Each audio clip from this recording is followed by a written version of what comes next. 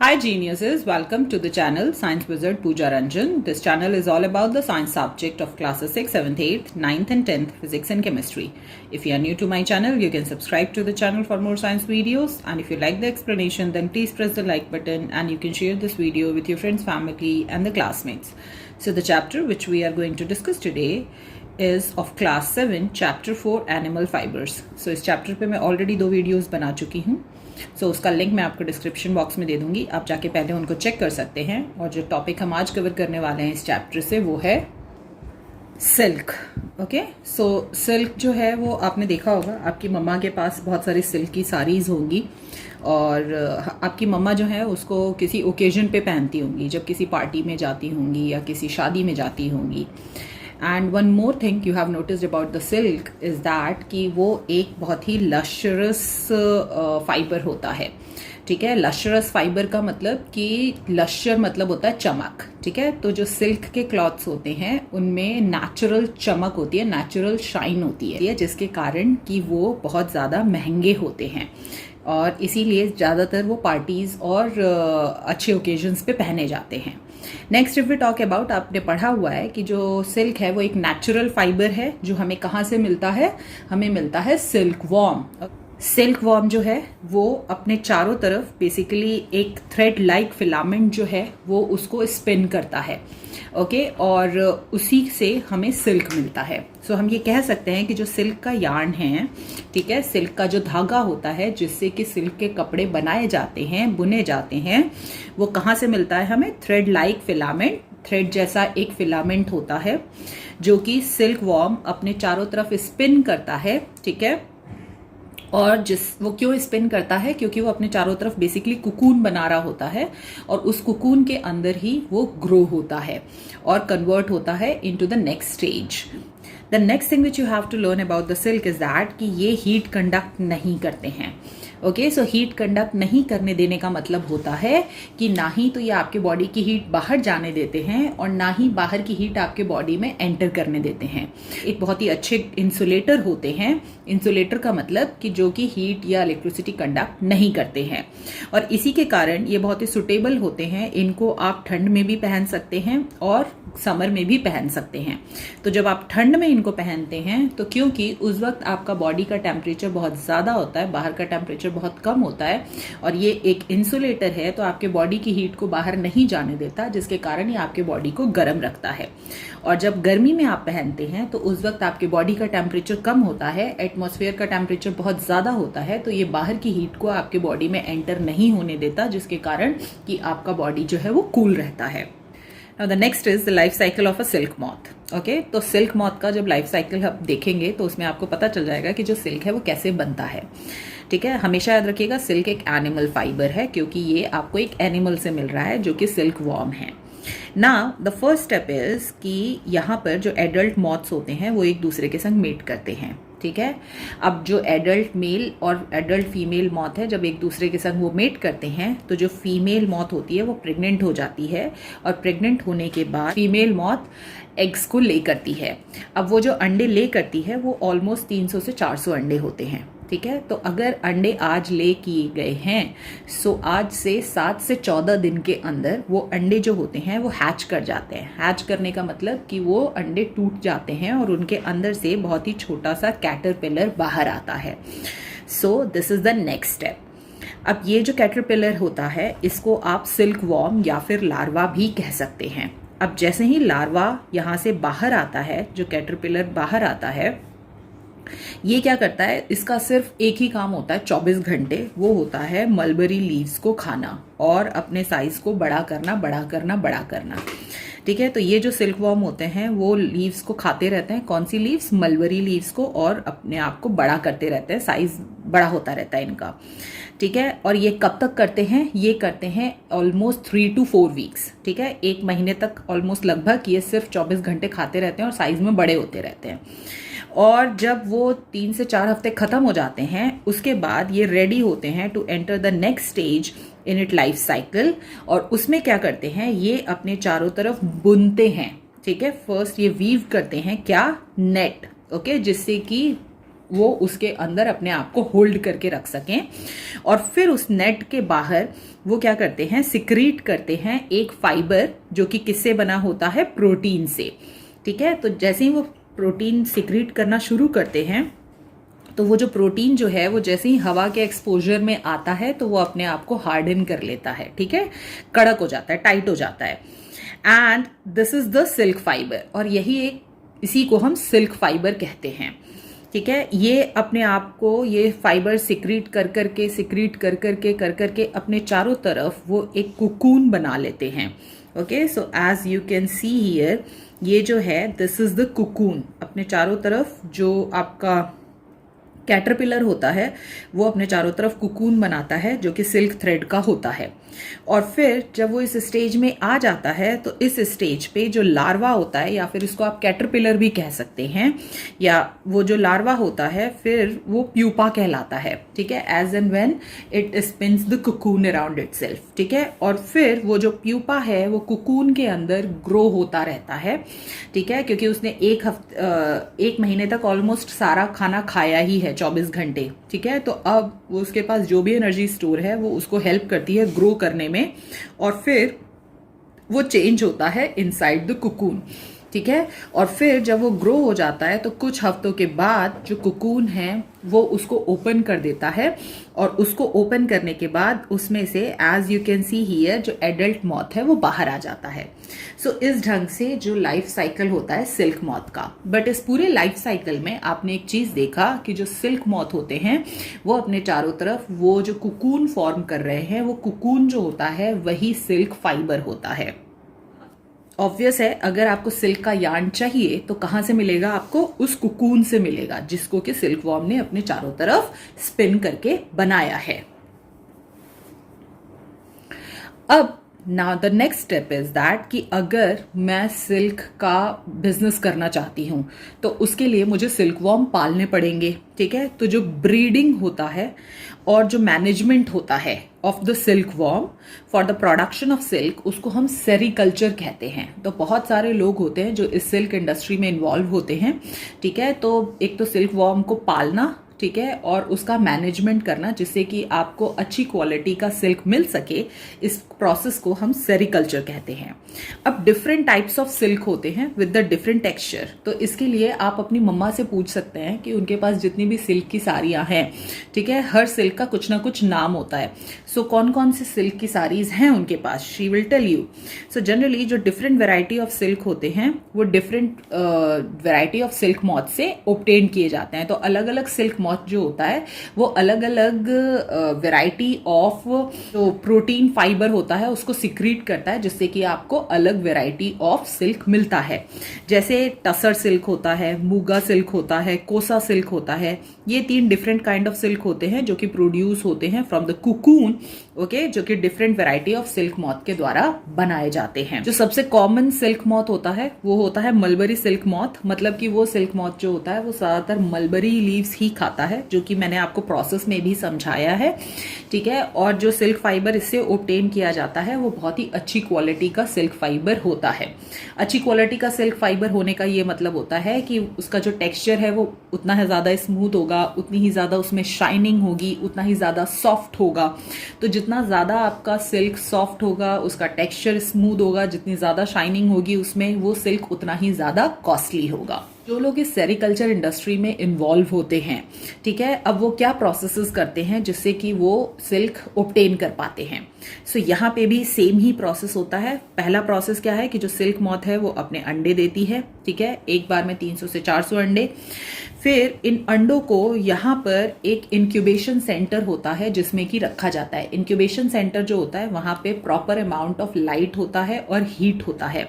ठीक है, तो आपने ये देखा होगा कि जब चिड़िया अंडे देती है ना तो वो उन अंडों के ऊपर बैठी रहती है। वो क्यों बैठी रहती है? ताकि अंडों को वार्म रखना होता है। ठीक है, अगर अंडों को वार्म रखेंगे तो ग्रोथ जल्दी होगी और जो अंदर आपका जो भी ऑर्गेनिज्म है वो हैच करके बाहर आ पाएगा। सो जो इंक्यूबेशन सेंटर होते हैं वो आपके अंडों को वार्म रखते हैं, जिससे कि जो कि सुटेबल होता है अंडों को हैच करने के लिए। ठीक है, तो यहाँ पे भी जो अंडे हैं वो फिर हैच करते हैं 7 से 14 दिनों में, और इसी को हम इंक्यूबेशन कहते हैं। और जब अंडे हैच कर जाते हैं तो उसके बाद फिर से वही काम होना है जो मैंने आपको पहले भी बताया था। हैच करने के बाद उनका सिर्फ एक ही काम होता है, जो कैटरपिलर है या सिल्क वॉर्म है या लार्वा है, आप कुछ भी नाम दे सकते हैं उसको, all three are the same. ठीक है, तो वो जो सिल्क वॉर्म होता है वो खाता रहता है क्या, फ्रेश चॉप मलबेरी लीव्स। उनको चॉप करके मलबेरी लीव्स दी जाती हैं। ये कब तक करते रहते हैं, ऑलमोस्ट 6 वीक, 1 महीने से भी ज़्यादा, 1 से 1.5 महीने तक लगभग। ठीक है, और ये कॉन्टिन्यूअसली खाते रहते हैं जो सिल्क वॉर्म्स होते हैं और अपने साइज को इंक्रीज करते रहते हैं। और जब ये पीरियड खत्म हो जाता है, ठीक है, जब वो अंडे से हैच कर रहे हैं, 6 वीक तक खाना खा रहे हैं, और फिर उसके बाद जब ये 6 वीक्स का पीरियड खत्म हो जाता है, so at the end of this period वो अपने चारों तरफ जो कुकून है उसको स्पिन करने के लिए तैयार हो जाते हैं। तो उसके लिए क्या किया जाता है कि वहां पे जो ब्रांचेस होते हैं ट्री और शर्ब्स के, वो प्लेस कर दिया जाता है, जिससे कि वो क्रॉल करके उन ब्रांचेस पे आते हैं। ठीक है, और वहां पर जब वो क्लाइंब करते हैं उन ब्रांचेस पे, तो वहां पर फिर वो अपने चारों तरफ कुकून बनाना शुरू करते हैं। And the very important thing is that कि जब वो कुकून बनाना चालू करते हैं ना, तो ऐसा नहीं होता कि थोड़ा सा सिक्रीट करा, फिर थोड़ा सा और सिक्रीट करा, फिर थोड़ा सा, वो कॉन्टिन्यूअसली सिक्रीट करते रहते हैं। सो उसके कारण वहां पे एक कॉन्टिन्यूअस लॉन्ग थ्रेड आपको मिलता है। ठीक है, और ये जो प्रोसेस होता है सिक्रीट करने का, जो प्रोटीन फाइबर होता है जिससे कि कुकून फॉर्म होता है अराउंड द सिल्क वॉर्म, इसको कम से कम 8 दिन लगते हैं। ठीक है, अपने चारों तरफ सिल्क वॉर्म को कुकून फॉर्म करने में। और ये जो प्रोसेस होता है जिसमें कि सिल्क वॉर्म अपने चारों तरफ कुकून फॉर्म कर रहा है, इसी को कहते हैं हम स्पिनिंग ऑफ द कुकून। अब नेक्स्ट बात करें कि जो अमाउंट ऑफ यूजेबल सिल्क होता है जिससे कि आप सिल्क के क्लॉथ बना सकते हैं हर कुकून में, वो बहुत कम होता है। सो इसीलिए 5500 सिल्क वॉर्म के द्वारा जो कुकून बनता है, ठीक है, उस कुकून 5500 सिल्क वॉर्म के द्वारा जो कुकून बन रहा है, मतलब आप समझ लो 5500 कुकून में से सिर्फ 1 kg ऑफ रॉ सिल्क मिलता है। सो आप इमेजिन कर सकते हो कि इतने सारे कुकून में से सिर्फ 1 kg रॉ सिल्क मिल रहा है आपको, तो इसीलिए जो सिल्क होता है वो बहुत कॉस्टली होता है। नेक्स्ट, अब इन जितने भी कुकून हैं इनमें से जो सिल्क फाइबर है वो ऑब्टेन किया कैसे किया जाता है। कैटरपिलर है, उसने अपने चारों तरफ वो कुकून बना लिया, अब वो उसके अंदर ग्रो हो रहा है। जब वो कन्वर्ट हो जाएगा इनटू द एडल्ट मॉथ, तो उसके बाद वो क्या करेगा, उस कुकून को ब्रेक करेगा और कुकून को ब्रेक करके बाहर आएगा। अब वो जब कुकून को ब्रेक कर रहा है ना, तो उस वक्त क्या हो रहा है कि वो जो उसने फाइबर सिक्रीट किया था प्रोटीन का, जिसको कि हम सिल्क बोल रहे हैं, तो वो सिल्क के फाइबर टूट जाएंगे। और अगर सिल्क के फाइबर टूट जाएंगे छोटे छोटे टुकड़ों में, तो फिर उसके बाद उन सिल्क के फाइबर्स को ट्विस्ट और टर्न करना और उससे फिर यार्न बनाना और वीविंग करना बहुत मुश्किल हो जाएगा। सो इसीलिए क्या किया जाता है, इससे पहले कि सिल्क मॉथ उसको तोड़ के बाहर आए कुकून को, जितने भी कुकून हैं उन सबको इकट्ठा करते हैं और फिर उसके बाद कोशिश की जाती है कि उसके अंदर जो भी इंसेक्ट है, जो सिल्क मॉथ है, उसको मार दिया जाए, जिससे कि जो कुकून है वो ब्रेक नहीं हो। ठीक है, तो इसके लिए कुकून को बॉईल किया जाता है या फिर उनको ओवन में भी आप रख सकते हैं। ठीक है, जिससे कि जो इंसेक्ट है वो हीट से मर जाते हैं। और फिर उसके बाद जो सिल्क का फाइबर होता है, क्योंकि वो बहुत ही डेलिकेट होता है, ठीक है, बहुत ही सॉफ्ट होता है, तो उसको वापस जो कुकून में उसने वाउंड किया था ना, चारों तरफ ऐसे ऐसे लपेटा था, तो जब आप उसको खोलोगे तब आपको सिल्क का फाइबर मिलेगा। ठीक है, तो वो जो प्रोसेस होता है जिसमें कि कुकून में से जो सिल्क का फाइबर है उसको वापस से अनवाउंड किया जाता है, उस प्रोसेस को हम रीलिंग और फिलेचर कहते हैं। नाउ द नेक्स्ट इज, जो कुकून होता है उसको पहले हीट करते हैं इनटू द बॉइलिंग वाटर। क्यों भाई? ताकि हम डिसॉल्व कर सके गमी सब्सटेंस। तो आपको याद हो तो मैंने बताया था ना कि जब वो अपने वो जो प्रोटीन फाइबर सिक्रीट करने लगता है और जैसे ही वो एयर के कांटेक्ट में आते हैं तो वो हार्डन हो जाते हैं। ठीक है, तो वो क्या करते हैं, सारे फाइबर एक दूसरे से वहां चिपके हुए रहते हैं। ठीक है, तो वो जो गमी सब्सटेंस है उसको डिसॉल्व करने के लिए, जिससे कि वो जो सिल्क का फाइबर है बिना टूटे आप अनवाउंड कर सकें, उसके लिए वहां पे उसको गर्म किया जाता है। तो गर्म पानी में वो गमी सब्सटेंस जो है वो डिसॉल्व हो जाता है। ठीक है, और उसके बाद जो कि होल्ड करता है, वही गमी सब्सटेंस जो होता है वो होल्ड करके रखता है कुकून फिलामेंट को इन अ प्लेस। ओके, नहीं तो वो सारा का सारा क्या होगा, जितना भी फाइबर है वो सारा बिखर जाएगा। बट कुकून में ऐसा नहीं होता है। तो अब हमने यहाँ पे ये गमी सब्सटेंस को डिसॉल्व कर दिया है। ठीक है, और इस हीटिंग के बाद जो फिलामेंट होता है कम से कम 4 से 8 कुकून का, वो एक दूसरे के संग ज्वाइन करा जाता है, उनको ट्विस्ट करा जाता है, जैसा कि हमने कॉटन में भी पढ़ा था। ट्विस्ट मतलब ऐसे ऐसे करके उसको यार्न में कन्वर्ट करना, ठीक है। और फिर उनको कंबाइन किया जाता है with the number of other similarly twisted filament. तो एक साथ बहुत सारे ट्विस्टेड फिलामेंट को कंबाइन करके एक थ्रेड बनाया जाता है, जिसको कि एक रील पे लपेट दिया जाता है, ठीक है। और उसी से आपको मिलता है raw silk, which you are seeing here. देख रहे हैं कितना लश्यर है और कितना सॉफ्ट और स्मूथ लग रहा है यहाँ पे। और फिर इन्हीं रॉ सिल्क से आपके सिल्क के कपड़े की बुनाई की जाती है। सो यहाँ पर the very important thing is that कि पहली चीज़ तो सिल्क कॉस्टली है क्योंकि लश्यरस है। दूसरा, आपने क्या देखा कि इतने सारे कुकून में से सिर्फ 1 kg रॉ सिल्क ऑब्टेन किया जाता है। और तीसरा, हमने ये देखा कि सिल्क फाइबर को ऑब्टेन करने के लिए आपको एनिमल को किल करना पड़ता है। जैसे शीप में हमने देखा था कि जो शीप है उसके जो हेयर्स हैं, ठीक है, उनको आप कट कर लेते हैं। तो जैसे आपके हेयर्स को कट किया जाता है तो आपको कोई पेन नहीं होता, इन द सेम वे जो शीप है उनके हेयर को भी कट करने में उनको कोई पेन नहीं होता और वो हेयर उसके वापस ग्रो हो जाते हैं। बट यहाँ पर सिल्क में हम क्या कर रहे हैं, बेसिकली जो इंसेक्ट है उसको किल कर रहे हैं। एंड किसी भी चीज़ को मारना, किसी भी इंसान या जानवर को मारना इज अनएथिकल। सो कहीं ना कहीं ये गलत चीज़ है। Next, if we talk about the health conditions of the worker in the wool and the sericulture industry, okay, so जो workers इस industry में काम करते हैं उनको किन किन health challenges का सामना करना पड़ता है। So सबसे पहला है Sorter's disease। So people जो कि work करते हैं in the wool industry, ठीक है, वो infect होते हैं by the bacterium called the anthrax। उस बैक्टीरिया के कारण लोगों को blood disease होते हैं और वही blood disease को हम Sorter's disease कहते हैं। So यहाँ पे क्या याद रखना है कि सॉर्टर डिजीज जो होता है that is caused by the bacterium called the anthrax. Next है रेस्पिरेटरी डिजीज। सो जनरली आप जब उसको बॉयल कर रहे होते हैं ना कुकून को, सो उस बॉइलिंग प्रोसेस के दौरान बहुत सारे वेपर्स जो हैं वो फॉर्म होते हैं just to dissolve that gummy substance and to kill that silk moth inside it.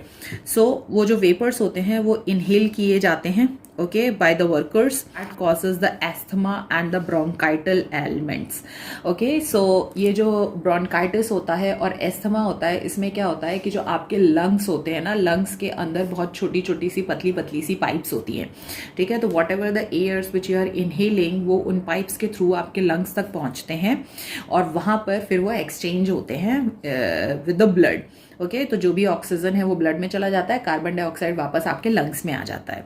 अब वहाँ पे होता क्या है कि अब अगर आप कोई भी ऐसी चीज़ इनहेल कर रहे हैं जिससे किसी पर्सन को एलर्जी है, ठीक है, तो वो क्या होगा कि आपके जो वो पाइप्स होती है ना जिनसे कि जो एयर है वो पास हो रही है इनटू द लंग्स, वो सूज जाती हैं। तो जब वो सूज जाएंगी तो मोटी हो जाएंगी, मोटी हो जाएंगी तो वहाँ से फिर जो एयर है वो ईजिली पास नहीं कर पाएगी, जिसके कारण कि जो लोग होते हैं उनको ब्रीदिंग प्रॉब्लम होने लगती है, वो सांस नहीं ले पाते हैं, उनको इनहेलर लेना पड़ता है।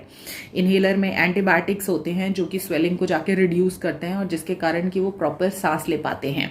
और अगर यही ब्रोंकाइटिस जो है उसका इनिशियल ट्रीटमेंट नहीं किया गया तो आगे जाके फिर वो एस्थमा में कन्वर्ट हो जाता है। Next if we talk about the scabies and the other skin infection, जो पहला स्टेप होता है रीलिंग में वो होता है बॉइलिंग ऑफ द कुकून्स। सो जब भी आप कुकून्स को बॉइल कर रहे होते हो पानी में in order to kill the worm, ठीक है, तो as a result of the constant dipping in the boiling water, so आप बार बार उसको बॉइलिंग वाटर में डिप कर रहे होते हो, आप टच कर रहे होते हो, तो वो आपके स्किन के भी कांटेक्ट में आ रहा होता है। तो जो स्किन होता है वर्कर्स का वो बहुत ही रॉ हो जाता है, रॉ मतलब कि बहुत ज़्यादा रफ हो जाता है, ड्राई हो जाता है, वहाँ ब्लिस्टर्स फॉर्म होने लगते हैं। ब्लिस्टर्स का मतलब कि जैसे कट हो जाता है ना तो ब्लिस्टर्स फॉर्म हो जाते हैं, एग्जैक्टली वैसा ही, ठीक है, जिसके कारण कि जो उनकी स्किन है हाथों की और पैरों की वो बाहर आने लगती है। तो ये डिजीजेस हैं जो कि फेस करते हैं वर्कर्स जो कि सिल्क इंडस्ट्री में काम करते हैं। Now the next thing is that कि अगर आपको 3-4 तरह के डिफरेंट फाइबर्स दिए गए हैं और आपको पूछा जा रहा है कि इसमें से कौन सा फाइबर कौन सा है, मतलब जैसे हमने डिफरेंट फाइबर्स पढ़े थे ना, natural and the synthetic fibre, और नेचुरल फाइबर में भी आपने पढ़ा था कि जो आपका कॉटन होता है, जो वूल होता है, जो सिल्क होता है, that is the natural fibre, और सिंथेटिक फाइबर में हमने पढ़ा था रेयॉन और नायलॉन। ओके, सो जो डिफरेंट फाइबर्स होते हैं, आप ये पता करने के लिए कि which one is the natural and which one is the synthetic, या फिर इसमें से कॉटन कौन सा है और सिल्क कौन सा है, सो वहां पे आप उनको बर्न कर सकते हैं। ओके, और भी डिफरेंट कैरेक्टरिस्टिक्स होते हैं जिनके थ्रू आप पता कर सकते हैं। सो सबसे पहले अगर आप बर्न करते हैं या मेल्ट करते हैं, तो सिल्क क्लॉथ को जब जलाएंगे तो जैसे नॉर्मल आपके कोई भी चीज़ जलती है, कपड़ा जलता है, वैसे आपका सिल्क क्लॉथ भी जलेगा। वूल को जलाएंगे तो वूल भी नॉर्मली जलेगा।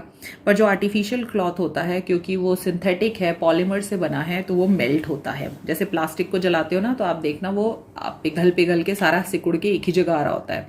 बट वूल और सिल्क के संग ऐसा नहीं होगा। जैसे वूल और सिल्क जो है ना, अपने बाल जलाओगे ना, कभी एक बाल लेके जलाओगे, तो जैसे आपके बाल जल रहे हैं क्योंकि वो भी प्रोटीन से बने हैं, in the same way silk और वूल भी वैसे ही जलता है। नेक्स्ट, अगर स्मेल की बात करें तो जो सिल्क होता है उसमें कोई स्ट्रॉन्ग ऑर्डर नहीं होता। जो वूल होता है उसमें से बर्निंग हेयर की स्मेल आती है। आर्टिफिशियल क्लॉथ जो होते हैं उनकी कैरेक्टरिस्टिक ऑर्डर होती है। मतलब कैरेक्टरिस्टिक ऑर्डर का मतलब कि डिपेंडिंग अपॉन कि जो आर्टिफिशियल क्लॉथ है वो किस पॉलीमर से मिलके बना है, तो उसके हिसाब से उसका स्मेल होता है। अगर रेसिड्यू की बात करें तो जलने के बाद, ठीक है, जो भी रेसिड्यू बचता है उसको देख के भी आप बता सकते हो। सो सिल्क और वूल की बात करें तो जब भी आप इनको जलाओगे तो लास्ट में डल ब्लैक हॉलो बीड्स मिलेंगे, जिनको कि क्रश करोगे तो वो ईजिली पाउडर फॉर्म में कन्वर्ट हो जाएंगे। सो जब आप इनको जलाओगे ना, तो ऐसे छोटे छोटे से, बहुत छोटे छोटे से आपको ब्लैक कलर के बीड्स जैसे गिरे हुए मिलेंगे जमीन पे, ठीक है, और जैसे ही आप उनको प्रेस करोगे तो वो पाउडर ही बन जाएंगे। बट अगर ये सेम काम आप सिंथेटिक फाइबर के संग कर रहे हो, तो वो क्या होता है, वो जब मेल्ट होता है तो वो एक जगह सिकुड़ जाता है, और फिर उसके बाद जब वो ठंडा होगा तो वो हार्ड हो जाता है एक्चुअली। आर्टिफिशियल क्लॉथ के संग डार्क हार्ड बीड्स मिलेंगे। और इसके अलावा अगर आप देखेंगे तो जो सिल्क और वूल होता है वो सेल्फ एक्सटिंग्विशिंग होता है। मतलब कि सिल्क और वूल के कपड़ों में अगर आग लग जाती है तो थोड़ी देर बाद वो अपने आप ही बुझ जाती है, ठीक है। बट अगर हम ये सेम चीज आर्टिफिशियल क्लॉथ में देखते हैं तो वहां पर सबसे पहली चीज ये रिकमेंड की जाती है, कभी भी आर्टिफिशियल क्लॉथ्स जो होते हैं उनको पहन के आपको किचन में वर्क नहीं करना चाहिए। उसका रीजन यही है कि जब भी वो जलता है तो वो पिघल जाता है और मेल्ट होके आपके बॉडी के संग चिपक जाएगा और ज्यादा, ठीक है। जैसे प्लास्टिक मेल्ट होके नीचे गिरती है ना, तो इन द सेम वे वो भी वैसे ही जलता है। तो जब वो पिघलेगा तो वो आपके स्किन के संग और ज्यादा चिपक जाएगा। तो जब उसको निकालेंगे ना तो स्किन भी साथ में बाहर आ जाती है, वो और ज्यादा बर्निंग कॉज करता है। So these are the characteristics of the clothes on which you can identify that whether this is the silk or a cotton or a wool or a artificial cloth. So this is it about this video. I will upload the question and answers of this chapter in the next video. Till then, take care. Bye bye.